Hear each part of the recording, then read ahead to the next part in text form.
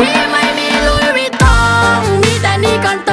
หนูน้องคงน้ำตาน้องเพราะต้องช่วยพี่เอาค่าคอนโดอยู่กับพี่นะมันลำบากนะหรือว่าน้องจะทนอยู่กับพี่ลำบากนะหรือว่าน้องจะทนก็พี่ไม่มีบ้านรองแถมค่ารถพี่ส่งไม่ทันนะกระเป๋าของพี่ดีออแต่ตัวพี่นะไม่มีตังค์อยู่กับพี่นะมันลำบากนะหรือว่าน้องจะทนอยู่กับพี่ลำบากนะหรือว่าน้องจะท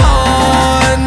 วันพี่เอาแต่เติมเงินทองพี่ก็ไม่หานะเธอบอกมันดูไม่ดีเธอชอบคนที่มันมีฐานะกูกะจะไปเอาตังค์อยู่แล้วอยู่ดีเบิ้ลโทรมาหากูไปดีกว่ากูไปดีกว่าตัวเธอไม่ชอบที่เราไม่ทำอะไรเลยนอกจากเติมอยากไม่พาเธอไปชมที่ใหม่ๆวนอยู่เก่าๆเดิมๆไอ้หนุ่มรูปหล่อสปอร์ตคันใหม่ถูกใจเธอไปเลยเชิญบังเอิญมีนัดน้องกิ๊บน้องนุ๊กน้องพลอยคืนดีอันเดมมีเพลิน